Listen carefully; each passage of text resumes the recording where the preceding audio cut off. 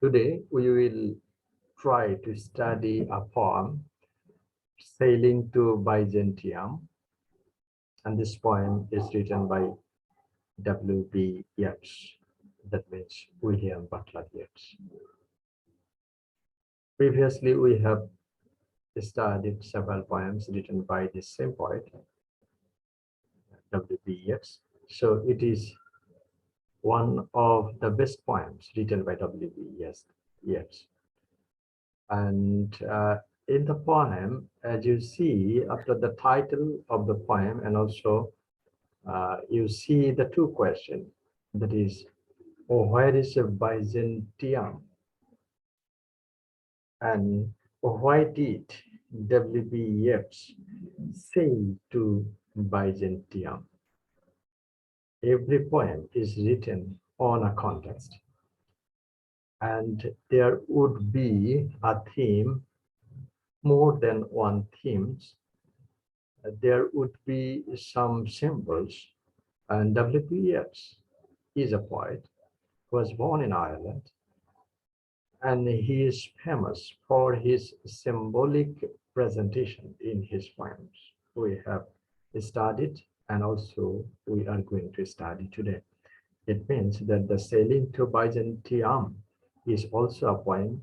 There you will see some symbols. We will try to understand the symbolic presentation of this famous poet, W B Yeats. So the title of our today's poem, that is Sailing to Byzantium. Where is Byzantium? Let's try to have a understanding. It is, where is Byzantium? Byzantium is an ancient city, and it is founded on the bank of Bosphorus. And the present name of this city is Istanbul, and it is in Turkey. And this Byzantium, this name is an ancient name of the city Istanbul. And this city was established by the Greeks. And in 400 AC, Constantine the First rebuilt the city and called it Constantinople. Most probably, you are quite familiar with this name, Constantinople, and made it his capital. In historical background, we see that Byzantium is a city that was situated on the Bosphorus Straits, and it was established by Greeks. And next time, a Greek king, Constantine the First, rebuilt the city and named it Constantinople. Okay, so this is Byzantium. Let's have some glimpse of this city. It's a very beautiful city, and especially this is Bosphorus Strait. Strait means pronally. This is Bosphorus pronally, and you see that there is a bridge, iconic bridge over there. And if you move forward, there is another view of this Bosphorus Strait. And also you see this is another one, and this is the Bosphorus Strait, Bosphorus Pronali, and this is Byzantium. And this city is very famous for the art, architecture, and this city had and also has a very important political, business, and administrative link between Black Sea and the Mediterranean Sea. Okay, so this is the brief introduction of the Bosphorus Strait and the city Byzantium. Again, if we move forward a little bit, we'll see that's the iconic view of this Bosphorus Strait. This is the cat's eye view of this city. That means this the two shores of the Bosphorus Strait, and you see there are a bridge, and there are three bridges are there on Bosphorus Strait. And why was it called Byzantium? Actually, the term, the Byzantine, derives from Byzantium, an ancient Greek colony founded by a man named Byzas. From his name, a Greek person established this city, and for this reason, according to his name, this city is called Byzantium. And we know that is in 330 AD, the Roman Emperor Constantine the first chose Byzantium as the site of a new Rome, and with the eponymous capital city Constantinople. And what is Byzantium called today? What is the present name? That we have said that the present name of Byzantium is Istanbul, Turkey. It is in Turkey. So you see the Black Sea, and this is the Mediterranean Sea, and this is the Byzantine city, and this is the connection line. So all the oils and everything especially move through this strait or the Fornali, and especially it will be quite often that uh,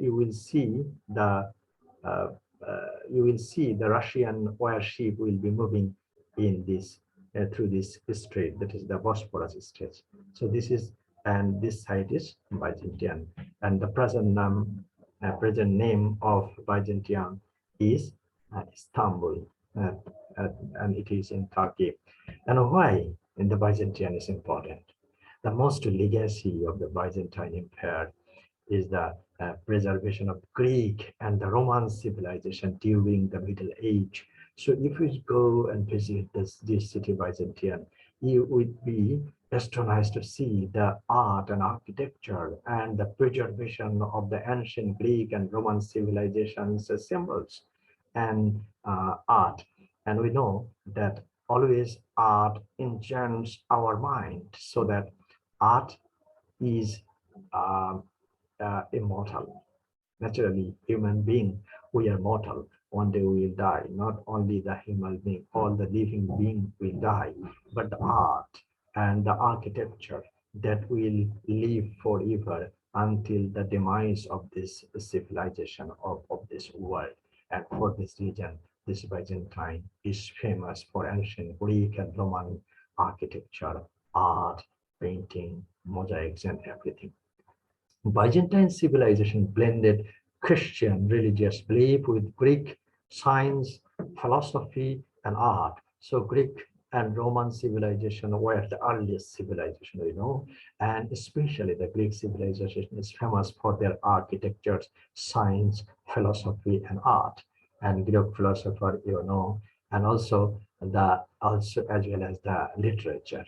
And we study the classical literature that is derived from the Greek literature, the Greek dramatist, Sophocles, Aristotle, so like that. So the Greek civilization is famous for science, philosophy, art, and literature, as well as the Roman civilization was famous for its architecture, especially engineering and law. So the Byzantine is an epitome of all blended achievements of Greek and Roman civilization.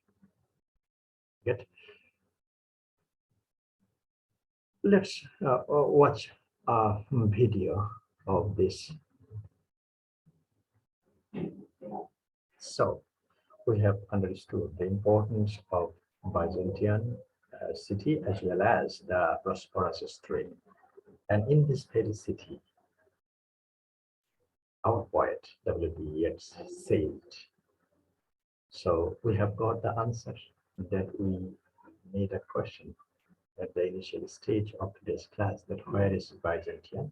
We have understood what is Byzantium and what is the present name of Byzantium. And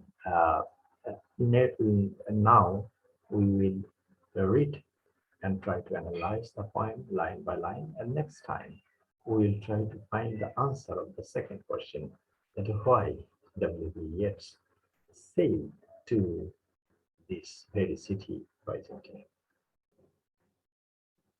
That is no country for old men, the young in one another's arms, birds in their trees, whose dying generation at their song, the salmon falls, the mackerel crowded siege, fish, flesh, and fowl comment all summer long. Whatever is begotten, born, and dies, caught in the sensual music, all neglect, monuments of unaging intellect. So that country, that it is indicated by W B Yeats that he was born in Ireland, and he said that this country, Ireland, is not a country for the old man, because the young are very much fascinated to enjoy their life charms, and also they can enjoy the sensual beauty, that is the birds are singing in their trees. And what happened to the old dying generation, they can't enjoy the merriment of the young age, especially in that city. That city indicate the city where W B Yeats was born. And also he has indicated the other parts of the nature, that is the salmon falls, and also the mackerel, one kind of the sea fish, and other every living creatures are enjoying summer, especially in winter-prone country. Summer comes up with a season of merriment. So every person or every living creature becomes more sensuous at the time of summer, except the old man. And old men uh, are the dying generation, according to W B Yeats. And young men do not pay heed to this young generation. However, W B Yeats has understood uh, that every living being has to die, because it is a cyclic motion of our life, as W B Yeats would believe in such a cyclic motion of our life that we have discussed a little bit in a previous poem, that is Star 1916. In that poem we have discussed. So, so everyone caught in the sensual music, all neglect, monuments of unaging intellect. Neglect, monument of unaging intellect. So old man will die, young person will not respect the young man, because they don't have the time to respect the old man. However, the intellect done by the old man, the great thing or knowledge or great achievement done by the old man, that is immortal. And that immortal intellect or achievement, according to W B Yeats, is unaging. That means the old man, that is the body of the man, will be old, but the achievement of that old man will not be old. And according to W B Yeats' speech, that is the monuments of unaging intellect. Let's move on to the second stage.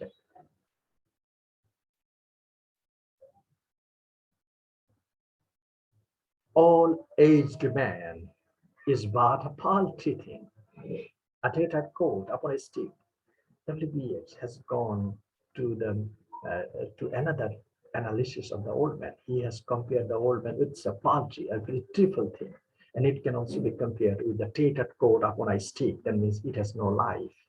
And unless soul clap its hand and sing and louder sing for every tatter in its mortal praise, So if the soul or the achievement of the old man clap or present something that will make the old man tattered cloth alive. So by the contribution of the old man, the young generation can understand or remember or respect the old man. Rather, every old man in general, you and me, are can be compared with the paltry thing and also the tattered coat. Nor is there singing school, but standing monuments of its own magnificence. And therefore, I have sailed seas and come to the holy city of Byzantium. In that city where W B Yeats was born, in that city, old man was not respected. And for this reason, he sailed along and went and has come to the holy city of Byzantium. In our previous class, sorry, we have nicely understood that why Byzantium has been called the holy city. Let's move on to the third stanza. Oh, sages, standing in the gold's holy fire, as in the gold mosaic of a well. So when W B Yeats went to the Byzantium, the holy city, according to W B Yeats' speech, he saw there that the sages, that is the scholars of Greek and Roman civilization, they are standing in the gold plate monuments or the gold plate mosaic structure, and that structure can be compared with the holy fire, can be compared with fire, but that fire is not the worldly fire, that can be compared with the holy fire. So standing over the monument of the great Greek and Roman scholars, he was astonished, and he called them. W. B. Yeats called the scholars of Roman and the Greek civilization, "O sages, come from the holy fire, pars in jar." Pars in jar, that means life is a circle. Circle in such a way that is a philosophical belief of W. B. Yeats. That means everybody's life starts from childhood. Naturally, he or she will be teenage. Then he will be old age, young age. Then he will be old age and die. So this is a circle. And in this circle, a child, a young man, and an old man have to suffer many things, especially in the old age. An old man needs a shelter. What kind of shelter? It is both physical shelter, but more than physical shelter, that shelter, that is the mental shelter. So the palm indicates a shelter, that is the mental shelter.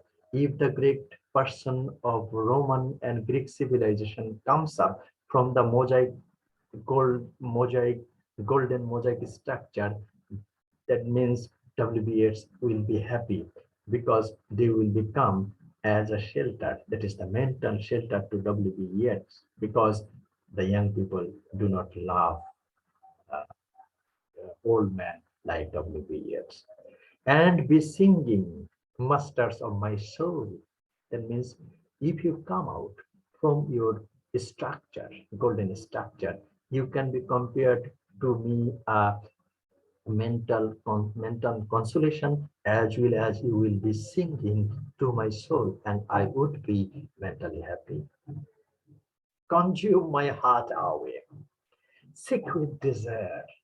So my heart is sick. So you will take my heart away, and my heart is very much sick. Naturally, it is not heart disease. WB's heart is sick for desire. Desire of what? Desire and fashion to a dying animal. Dying animal, that means his body. So his soul, WB's soul, is attached to his body. And WBH said to the holy person that, come, take my soul from my body. That is my desire. It knows not what it is. and gather me into the artifice of eternity. So he requested, W B Yeats requested the sage of that Byzantine city, come, take my soul and make the soul the golden statue or monument like you, so that I can be immortal like you. That means the scholars who has died, their monument is there in golden plate. So civilization after civilization, centuries after centuries, people all over the world visit this city Byzantium, and they can see and they can respect this old man. So this is an explanation of eternity, an explanation of eternity in golden plate or golden mosaic, or in directly the golden art that was created by Greek and Roman civilization. Let's move on to the last stanza. Once out of nature, I shall never take my bodily form from any natural thing. So he said that when I will die, my body will not respond to me. My soul will go away. But such a form as Grecian goldsmith make of hammered gold and gold enameling, to keep a drowsy emperor awake. So he said that I would die. In the same way, the Greek kings and queens and lords have died. But the Greek kings and Roman kings and lords, their structure, their body has been enameled by gold by the Grecian, that means the Greek goldsmith. So they have died, but their monuments are there in golden shape or structure done by the Grecian goldsmith. So he will say, W B Yeats says that I will die, but if I would be like you, then I would get an um, immortal structure or immortal monument done by the Greek goldsmith. And to keep a drowsy emperor awake, that means the emperor of the civilization or the Rome or the Greeks, they can remember the previous scholars seeing the golden monument created by Grecian goldsmith. So W.B. Yeats' heart is sick to be as immortal as the Greek art or the Greek structure or the monument, or set upon a golden bough to sing. Okay, he said he had another option. That means WB said another option, that if the man who are in golden structure, if you come out and make my soul and make my monument over there, you can do it. But if you can't do it, make me a golden bark and put it in a bow to sing to lords and ladies of Byzantium. So if I would be a golden bird sitting on a bough, for the time immemorial, I will be singing to the lords and ladies, to the Greeks. So I will never die. And what W.B. Yeats will sing, the W.B. Yeats will sing what happened past, of what is past or present, and the present situation, and the time to come. So he, W.B. Yeats, will be a golden bud, sitting will be a tree, and he will be singing about past, present, and future. As we will see that in T.S. Eliot, the time past, time present, and time future. If anything covers the three tense of time, that means past, present, and future, that covers the time immortality. That means for the time everlasting, W.B. Yeats will be singing to the birds. Here we have an analogy. Most probably you have read John Keats, The Ode to Nightingale. In Ode to Nightingale, John Keats wanted to be a nightingale and wanted to sing like a nightingale because nightingale singing made John Keats' heart very soothing. And for this reason, John Keats wanted to be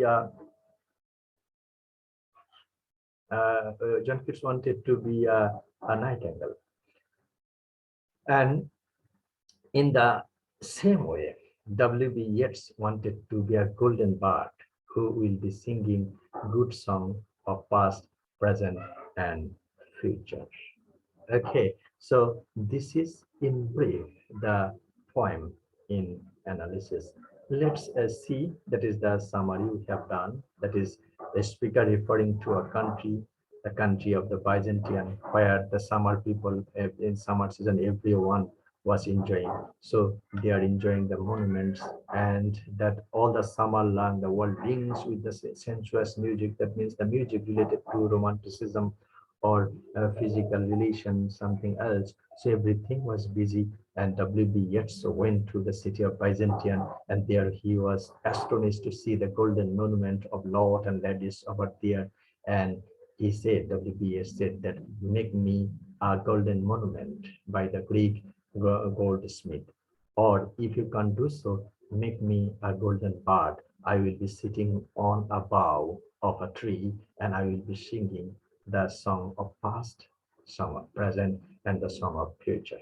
So this poem was written in 1926, and this poem included several incidents related to the uh, Greek town, related to famous poem written by W.B. Yeats. So Yeats' solution is to leave the country of the young and travel to Byzantium, where the sages in the city's famous gold mosaics completed mainly during the 6th and 7th centuries could become the singing master of his soul. That means W.B. Yeats' soul was unhappy, but by seeing the mosaic kings and queens of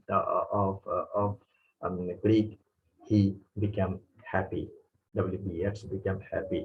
So, in the astonishing final stanza of the poem, he declares that once he will out of his body, he will never again appear in the form of the natural thing. That means he will not come back in this worldly life. Rather, he will become a golden bard sitting on a golden tree, and he will be singing of the past, present, and future. So here is the uh, uh, commentary, and as we have said that the Yeats most prevalent theme, that is the artificial and the superior to the natural. That means he want to be immortal through art, and symbolically he presented that story in this poem, sailing to Byzantium. And what is more, the speaker sees deep spiritual truth rather than simply aesthetic escape. So uh, uh, W.B. Yeats wanted to leave his country and went to sailing to Byzantium. Anybody can claim that it might be W.B. Yeats' love for aesthetic purpose or aestheticism. No, actually, W.B. Yeats loved the spiritual truth. That means W.B. Yeats wants to have the spiritual immortal life. And how it can be done? It can be done through the art, Greek art and civilization and the Greek monuments. And uh, the poems of travel, poems of age, the poems of nature, and the poems of featuring birds as symbol. So here, everything in this poem are full with symbol, as symbol is a most important uh, element in W.B. Yeats' poem. And there is another analogy that is one of the most interesting is surely Keats' ode to a nightingale. to which the poem is to many a rebuttal. Keats writes of his nightingale, "Thou once not born for death, immortal bird." So John Keats said to the nightingale that you are the immortal bird. No hungry generation trade thee down. Yet in the final stanza, "Sailing to Byzantium" refers to birds in the trees as those dying generation. So you will, he compared the bird, but will be immortal. In the same way, W B Yeats wanted to be a golden bird and wanted to be an immortal person through soul and through a monument. And it is important to note that the poem is not autobiographical. Many think, or many students might think, that it is an autobiographical. He didn't travel to Byzantium. Very fantastic information we have got, which was renamed Constantinople and in the 4th century AD and later renamed Istanbul. But he didn't argue that in the 6th century is offered the ideal environment for the artist. So W.B. Yeats wrote this very poem in 1926, but Byzantium lost its name in 330 AD. That means nearly 1400 years earlier, the Byzantium lost its name. And then Byzantium took another name, that is Constantinople. And next time, Constantinople took another name, that is the present name, that is the Istanbul. So it is not an autobiographical poem. The poem is about an imaginative journey, not an actual one. So that is an important note over here. So Sailing to Byzantium by the Irish poet W B Yeats in 1865 is essentially about the difficulty of keeping one's soul alive in a fragile, failing human body. The speaker of the old man leaves behind the country of the young for a visionary quest to Byzantium, the ancient city that was a major seat of early Christianity. There, he hopes to learn how to move past his mortality and become something more like an immortal work of art. So W.B. Yeats want to be an immortal through soul and through the presentation in art like Golden Bird or the Golden Monument. And Yeats' poem are continually refers to the popular culture, including the poem The Sailing to Byzantium. So culture is there, the Greek and Roman culture. And in the first line, "That is no country for old men," was used for the title Cormac McCarthy's popular novel No Country for Old Men, later adapted in a big screen. So the title, the first line, "That is no country for old men," with the same title, there was a movie, there was a novel written by Cormac McCarthy's McCarthy, and the title was No Country for Old Men, later adapted as a big screen. That means it became a movie. If we get time after this class, we will 10 minutes time to watch that movie clip as well. Okay, so here W.B. Yeats' Sailing to Byzantium has been commented to several times by several critics, giving his remark on this poem that John Undertaker's under care says the poem prepares the way for a whole group of comments on the passionate old man as a symbol for the tyranny of time. So old age, why people become old? It is the tyranny of time. Time passes, day passes, and also month passes, and naturally everybody will be old. So old age is the matter that it is tyrannic hand of the time will catch the beauty of our body and everybody will be old. So it is very natural that everybody will die. And it will also be very natural that every young man will not be respecting the old man. So through the symbol, W.B. Yeats wanted to express the agony of the old age and at the same time, he wanted to be immortal through the presentation of Greek and Roman art, as we have seen in John Keats, the John Keats, the Ode to Nightingale. So here you see. So about the possible literary sources of this poem, there is a critic says the poem itself embodies Blake's proposition that eternity is in love with the production of time. So there is a linkage between eternity and the time.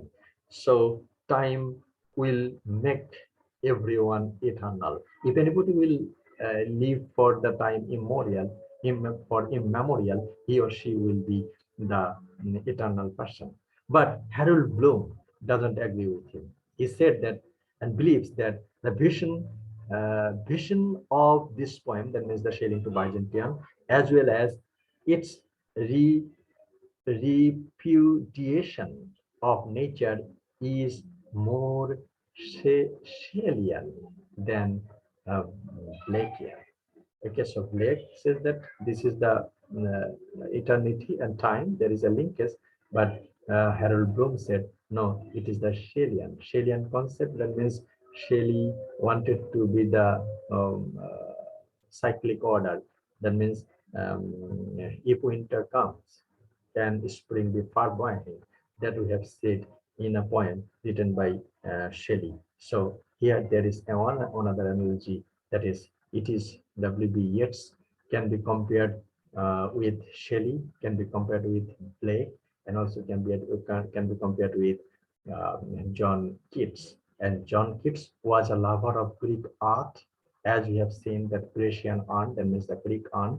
In the same way, W B Yeats, in his poem Sailing to Byzantium, W B Yeats is a great lover for Greek art, and he wanted to get rid of the old age through the through the immortal aspects, or through his man desire, through W B Yeats' mental desire that he will be immortal through the presentation of Greek golden art or golden bard. So thank you very much for attending the class.